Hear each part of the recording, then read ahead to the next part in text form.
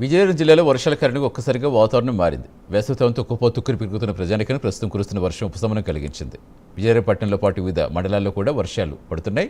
కొన్ని ప్రాంతాల్లో వడగళ్లవాడుతున్న పరిస్థితి ఏర్పడింది. విజయనగరం జిల్లాలో పరిస్థితిపై మా కరెస్పాండెంట్ నాగేంద్ర ప్రసాద్ మరిన్ని వివరాలు అందిస్తారు.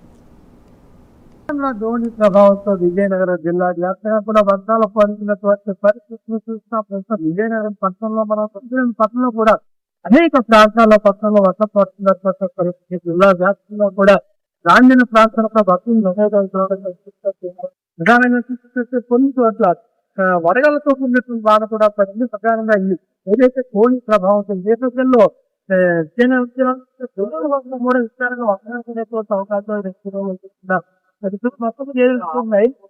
పవనాల ప్రభావం ప్రధానంగా చూసినట్లయితే ఏపీలో జూన్ మొదటి వారంలో ప్రారంభమవుతే వచ్చిన కేరళ తాకిన మాత్రం ఏపీ తాకిన అవకాశం ఇంకా ప్రతి ఏడాది కూడా మనకి ఉన్నటువంటి పరిస్థితులు ఈ ఏడాది మే చివరిలోనే నిర్వహిస్తున్న రాష్ట్రం తాకే అవకాశం ఉందని కూడా ప్రస్తుతం కూడా నిన్నటి వరకు కూడా వ్యాక్సిన్ రాష్ట్రంతో ఏదైతే ఒక్కసారిగా మారినటువంటి వాతావరణంతో వస్తున్నటువంటి తీవ్రమైనటువంటి వ్యాధి అంటే సుమారు 40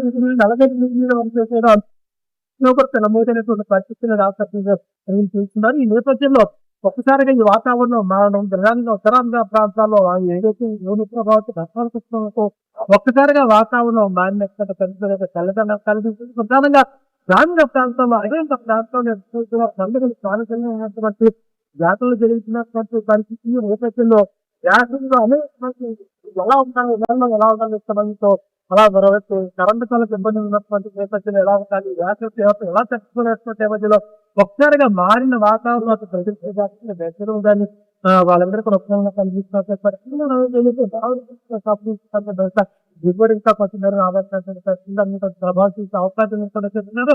అలాగే మొక్కజొన్న కూడా కొన్ని ప్రాంతాన్ని ఇంకా ఉంది. అలాగే మామిడి పంట మొక్కజొన్న కొంత ప్రభావం చూసే అవకాశం కూడా ప్రస్తుతం చూసినటువంటి వాతావరణం ఏదైతే వేసవి తాపం దానికి ప్రజలు కలిగి